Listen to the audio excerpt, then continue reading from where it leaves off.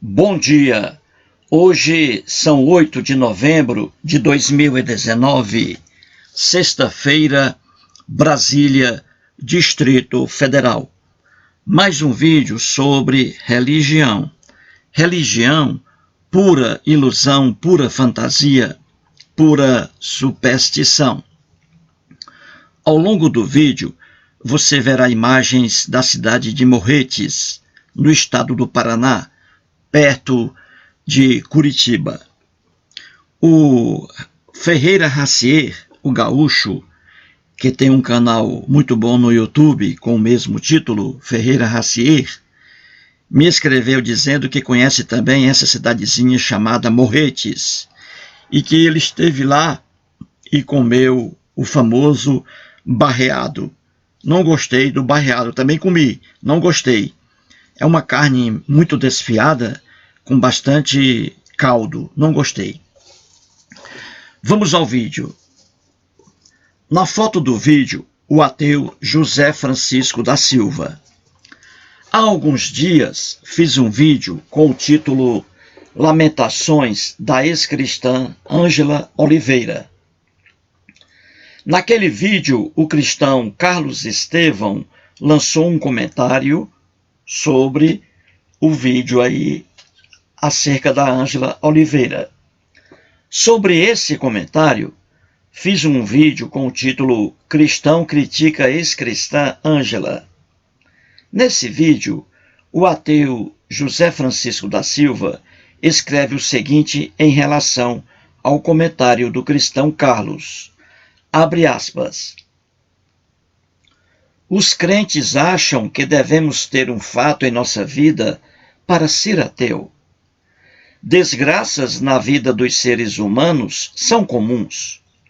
O que não se tem é interferência para favorecer o bem e nem para evitar o mal, porque Deus não existe. Simples assim. O resto é choradeira e lamentações de crentes que não pensam no absurdo de crer em algo criado por ignorantes de 2000 anos atrás. Fecha aspas. No início de seu comentário, o ateu José Francisco da Silva anula a afirmação feita pelo cristão Carlos Estevão quando, referindo-se a Ângela Oliveira, afirmou que seu ateísmo é mais um caso de ateísmo decorrente de trauma religioso. Contra essa ideia do cristão Carlos, o ateu José Francisco escreve, abre aspas, os crentes acham que devemos ter um fato em nossa vida para ser ateu, fecha aspas. Com razão, o ateu José Francisco da Silva. De fato, um universo de crentes pensa erroneamente que quem abandona a fé religiosa e entra no ateísmo, isso se deve a algum trauma de natureza religiosa. Por exemplo, uma determinada pessoa descobriu que um pastor evangélico possui várias amantes. Em razão disso, deixa de acreditar no Deus hebreu. Outro exemplo. Uma mãe perde o único filho numa idade tão jovem. Daí, abandona a crença no Deus bíblico. E assim por diante. Esse é o pensamento errôneo do cristão Carlos. Já o ateu José Francisco da Silva afirma que não é exigido fato traumático algum para uma pessoa se tornar ateia. E ele tem toda a razão. Eu, Eustáquio, sou ateu desde que me conheço por gente. Nunca passei por desilusões, por traumas, por desesperos, etc. Meu ateísmo é oriundo de estudos, pesquisas, análises, comparações, etc. A mim pouco importa o comportamento de líderes religiosos. Eu seria uma pessoa extremamente burra se me considerasse um ateu, porque fiquei decepcionado com o comportamento de alguns líderes religiosos. Seria a mesma burrice que condenar a medicina brasileira apenas porque o médico Roger Abdelmaci estuprou várias clientes. Repito, meu ateísmo se sustenta na razão, na racionalidade, nos estudos, nas pesquisas, nas análises, nas comparações, etc. E mais à frente, o ateu José escreve assim, abre aspas, desgraças na vida dos seres humanos são comuns. O que não se tem é interferência para favorecer o bem e nem para evitar o mal, porque Deus não existe. Simples assim. Fecha aspas. Mais um ponto para o ateu José. De fato, desgraças são comuns na vida dos seres humanos. Deus algum existe, Deus algum interfere para favorecer o bem e nem para evitar o mal. Quando um cristão, por exemplo, afirma que o Deus hebreu o salvou de um câncer, na verdade, delira demasiadamente. Faz apenas uma afirmação de fé, pura crendice. Deus algum existe, Deus algum cura câncer. E essa afirmação cristã não resiste a uma análise lógica por dois motivos. Em primeiro lugar, cada cristão trabalha de acordo com os dogmas de sua igreja, que são muito diferentes dos dogmas de outras igrejas.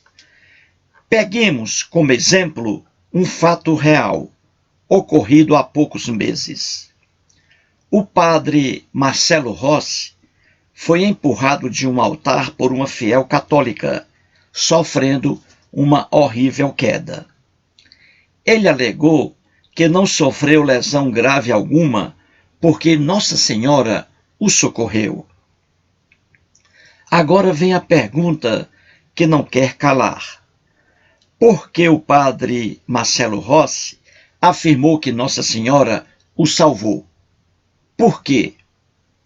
A resposta é muito fácil. Porque Nossa Senhora faz parte do rol de santos, entre aspas, criados pela Igreja Católica Apostólica Romana. E se o padre Marcelo Rossi não fosse um padre, mas um pastor evangélico, será que alegaria que foi salvo por Nossa Senhora? A resposta também é fácil. Ele jamais faria tal alegação, porque Nossa Senhora não faz parte da louvação evangélica. Só para citar um exemplo, há alguns anos, um pastor espertalhão da Igreja Universal do Reino de Edir Macedo chutou a, entre aspas, imagem de Nossa Senhora. O pastor, repito, chutou a imagem de Nossa Senhora, fato que ficou conhecido em todo o Brasil. Pois bem, o padre Marcelo Rossi louva Nossa Senhora, ao passo que o líder evangélico da Igreja Universal a despreza.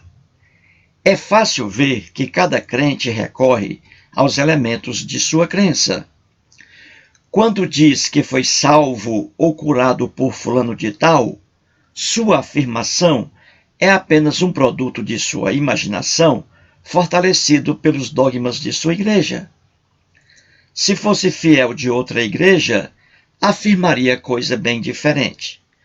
Percebeu como as afirmações de caráter religioso não têm sustentação alguma? Em segundo lugar, quando o padre Marcelo Rossi afirma que Nossa Senhora o salvou, de forma indireta, está afirmando que Nossa Senhora, Jesus ou o Deus hebreu deixam de salvar um universo de pessoas que mereceriam também uma ajuda. Imagine uma criança com apenas 3 anos de idade, sendo estuprada e morta por um bandido qualquer. Segundo o padre Marcelo Rossi, Nossa Senhora, Jesus ou o Deus hebreu estão ali assistindo àquela cena horrível do estupro de uma criança. A criança grita desesperadamente à procura de um socorro, mas Nossa Senhora, Jesus ou o Deus hebreu nada fazem. E a criança termina assassinada. Porém, no caso do padre Marcelo, Nossa Senhora decidiu agir para salvá-lo. Já em relação àquela criança inocente que estava nas mãos do estuprador, Nossa Senhora nada fez. Percebeu como as afirmações de caráter religioso não têm sustentação alguma e que também beiram ao ridículo? Muito bom o comentário do José Francisco da Silva. Muito obrigado.